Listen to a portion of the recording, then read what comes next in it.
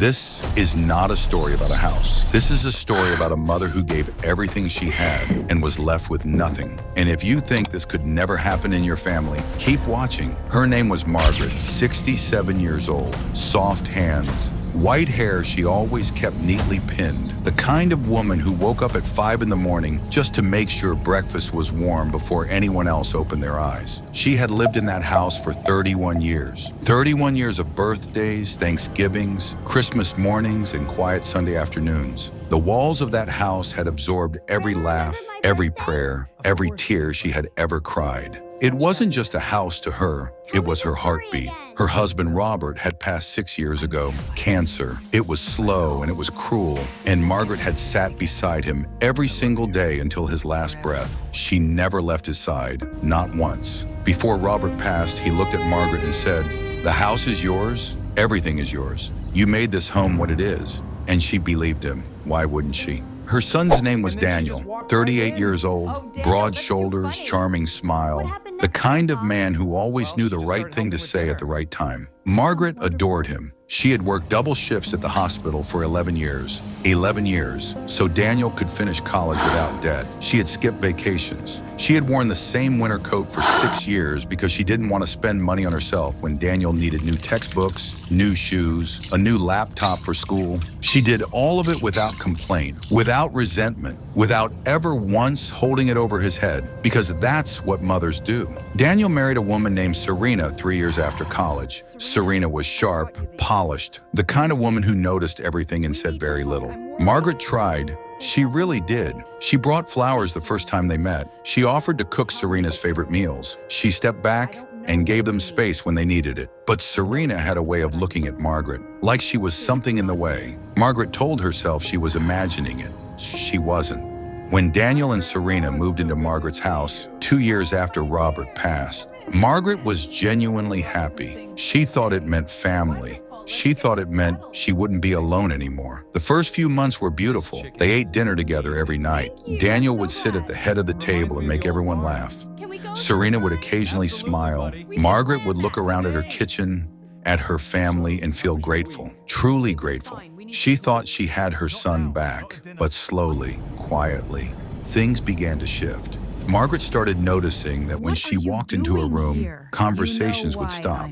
She would come downstairs in the morning, and Serena would look at her like she had interrupted something. Small comments started appearing. "Margaret, do you really need to keep all these old photos on the wall?" "Daniel, your mother was in our room again. She just makes everything so heavy." Margaret heard that last one from the hallway. She sat on the edge of her bed that night and pressed her hand over her mouth so nobody would hear her cry. She was in her own house. Her own house. Daniel changed too, slowly, like someone turning down the volume on a radio until you can barely hear the music anymore. He stopped asking her how she was doing. He stopped sitting with her after dinner. He started spending more time in the back room with Serena, talking in low voices that Margaret was never invited into. One evening, Margaret made Daniel's favorite meal, pot roast, the recipe his grandmother had passed down. She spent 3 hours on it, set the table carefully, waited. Daniel and Serena ate in their room that night. Margaret sat alone at the table she had eaten at for 31 years and stared at the empty chairs. She didn't eat. She just sat there for a long time. If you've ever been in a house full of people and still felt completely alone, you know exactly what that silence sounds like. Then came the afternoon that changed everything. It was a Tuesday, late October. The leaves outside were turning. Margaret was in the living room with her reading glasses on, going through some old mail, when Daniel came in and sat across from her. He was unusually calm, too calm. He placed a folder on the coffee table and slid it toward her. "Mom," he said, "it's just some insurance paperwork, routine stuff. We need you to sign a few places so the policy stays current. Dad had it set up years ago. We just need your signature to keep it active." Margaret looked at the folder. She wasn't a suspicious woman by nature. She had never had reason to be suspicious of her own son. "Insurance for what?" she asked. "The house, Mom. Just property insurance. Nothing changes. It's just to update the name on the policy since Dad passed." Serena appeared in the doorway then, arms crossed, watching. Margaret looked at her son, at his calm face, at his steady hands, at the pen he was already holding out to her. And she signed, because he was her son, because she trusted him, because a mother should be able to trust her child. 2 weeks later, Daniel sat her down again. This time, Serena was beside him,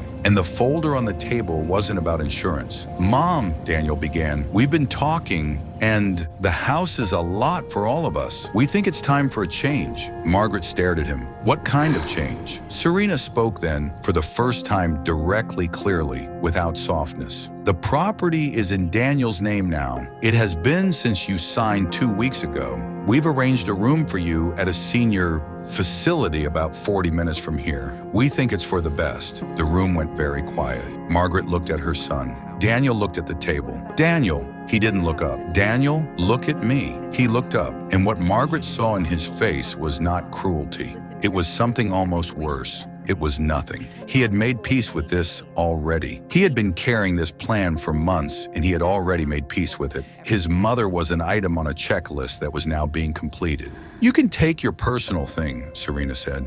"We'll help you pack tomorrow." "This is my house," Margaret whispered. "Not anymore," Serena said. There is no word in the English language for what Margaret felt in that moment. Grief doesn't cover it. Betrayal doesn't cover it. It was the feeling of the entire foundation of your life cracking open beneath your feet. It was the realization that the person you had sacrificed the most for had looked at everything you gave and decided it wasn't enough to make him loyal. She stood up slowly. Her legs were shaking. She didn't let them see that. She walked to her bedroom in her house, and she sat on the edge of the bed. The same bed she had shared with Robert for 29 years. The same room where Daniel used to crawl in between them on Sunday mornings when he was small and the world was still safe. She looked around at the walls, and she started to pack. Daniel's son, 9-year-old Tyler, was standing in the hallway when Margaret came out with her bag. He didn't say anything. He just looked at her with those wide, dark eyes. He had Robert's eyes.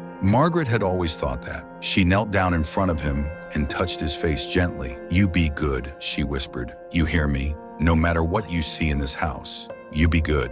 Tyler grabbed her hand with both of his and held it against his cheek. He didn't let go for a long moment. Neither did she. Margaret walked out of that house at 7:43 in the evening. She did not look back. She had 2 bags. One carried her clothes. The other carried the photograph of Robert from their wedding day, a Bible her mother had given her, and a small ceramic cardinal that Daniel had painted for her in 3rd grade. She had nowhere to go.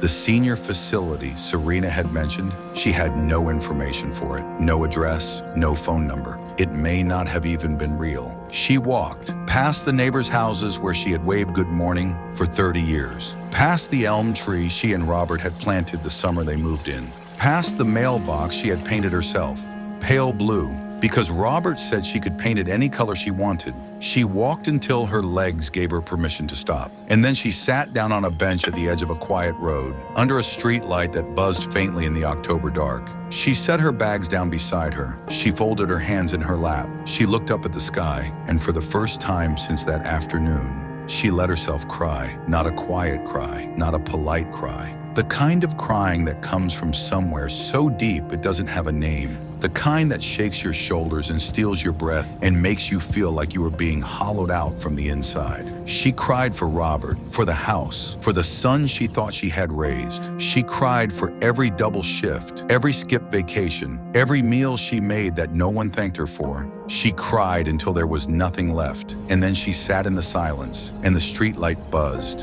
and the night got colder. She must have fallen asleep at some point. She didn't mean to. Her body just let go. She was still sitting upright when she heard a voice, gentle, concerned, close. "Excuse me." Margaret opened her eyes. A figure was standing in front of her. She couldn't make out the face clearly in the low light, but the voice was kind. She could hear that much. "Ma'am, are you all right? It's cold out here. Have you been here long?" Margaret looked up, and something about this stranger, the way they stood, the way they spoke, the particular way they tilted their head, something stopped her breath. She didn't know why. Not yet.